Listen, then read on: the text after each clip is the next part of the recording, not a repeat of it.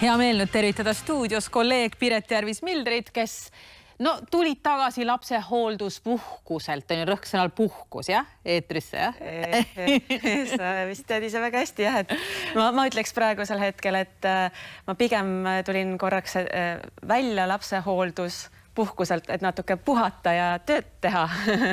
Kuidas siis on niimoodi, kui sul juba üks pisikene on ees ja kogu tähelepanu on ju temale, eks ju, ja siis sul sünnib, paari aasta jooksul teine pisike ka kõrvale, kes nõuab ka tähelepanu, aga see eelmine ei tähenda, et ta vähem tahaks. Kuidas sa jagasid ennast selle elu vahel? See minu jaoks oli võib-olla raskem minu siis nii-öelda peas. See olukord tundus võib-olla keerulisem, kui see lõpuks oli.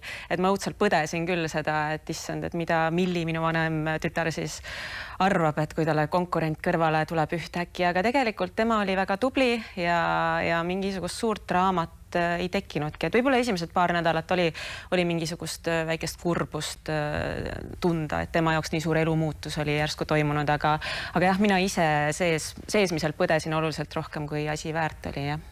Kuidas sa ise hakkama said kogu selle mölluga, et sul on kaks pisikest, et ise nagu ei jõua oma mõtet enam lõpuni mõtelda ja oma teedas soojalt ära juua, on nagu võimatu on ju sellises vanuses lastega?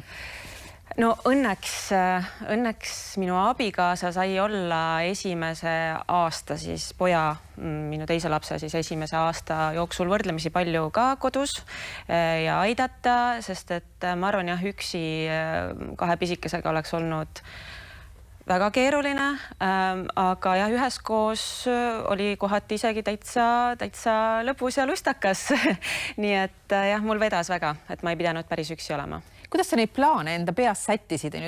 Mul endal on ka üsna hiljutine kogemus, kuidas sa seda elu plaanid siis, kui sul laps hakkab tulema, et kuidas sealt siis edasi võiks minna. Kuidas sa mõtlesid?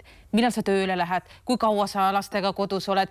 Kas sa teed niimoodi, et olen 3 päeva kodus, aga siis võtan 2 päeva, 3 päeva mingisuguste oma töiste projektide, muusikaprojektidega? Kuidas sul see oli plaanitud? Ma mingit suurt plaani paika ei pannud tegelikult, aga ikkagi ma suhteliselt kohe kuidagi ikkagi hakkasin lapse kõrvalt mingisuguseid tööampse ka tegema või need tööampsud tulid kuidagi minu juurde, nii et ma niimoodi 100% lapsega kodus ainult olnud ei olegi, sest et jah, et ikkagi inimene tahab vahepeal puhata ja selleks peab vahepeal tööd tegema. Kui sa oled väikeste lastega kodus, siis paraku tundub niipidi, et töö on just nagu puhkus. Ja siis kui oled lastega, et see on selline ikkagi väga, väga intensiivne tegemine ja olemine. Et jah, et selles mõttes mina ütlen küll, et õnneks mul oli neid muid väljundeid ka lapse kõrvalt. Kui isegi Vanilla Ninjaga te jõudsite Saksamaal vahepeal siin suvel esinemas käia telestuudios, et kui seda Vanilla Ninja elu elad sa ikkagi ka endiselt edasi, jah?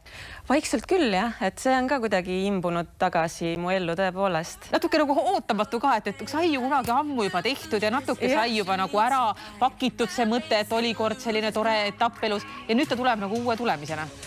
Selline plaan on jah, huvitaval kombel, et eks näis, aga plaan on jah, et plaaditäis uut muusikat vähemalt teha ja väga nostalgiline oli tõepoolest suvel üle aastakümnete peaaegu võib öelda minna Saksamaale tagasi ja telesaates esineda, sest vanasti me tegime seda väga tihti, aga polnud pikalt teinud ja see oli tõesti selline korralik nostalgia litakas, mis sealt tuli, aga väga lõpus oli. Aga tunned sa sellist powerit, et tõesti võikski teha täie hooga jälle seda artisti elu? Me kohe jõuame sinu telekarjääri juurde ka, aga just nagu see osa. Et teeks uuesti, rändakski, esineks, õhtused kontserdid, telesaated, suured show'd, võrreldamatud võib-olla meie kodumaiste stuudiotega, eks? Jaa, et eks ma kogu aeg murran selle üle pead ja need küsimused on kogu aeg õhus, jah, et tüdrukud või naised, kas te oleksite valmis näiteks tuurile minema ja me oleme omavahel ka seda arutanud. Ma ei tea, et kas see on tegelikult nagu tehtav, et sõltub vist tõesti, et kui pikalt peaks eemal olema, et kui nagu 2 kuuks peaks pere jätma ja minema tuuritama, ma ei ole kindel, et kas ma päris selleks oleks valmis, aga kui õnnestuks nii teha, et vahepeal sa läks Berliinis ära ja siis tuleks nagu jälle tagasi. Jah, no see on väga meeldiv. Lennukid lendavad. Selline variant on väga meeldiv, tõesti. Aga eks näis, kas kui ainult niimoodi väikseid sussakaid teha, et kas see ka kuhugi välja viib, et võib-olla ikkagi jah, et asi nõuab ju pühendumist, iga asi nõuab pühendumist tegelikult lõpuks. No sa oled erakordselt mitmekülgne, on ju, istud sa siin tegelikult istud sa lõpuks siin sellepärast, et ma kohe ütlen, pühapäeval kell 8:30 on ju, algab sinu uus saatesari või järgmine hooaeg teadusest, ehk sa sukeldud teadusmaailma taaskord. See nagu midagi täiesti teistmoodi võib-olla, kui sa igapäevaselt jälle asju teed ja ajad, eks ju. Mis sinu jaoks on olnud sellised head käivitajad selle saate juures?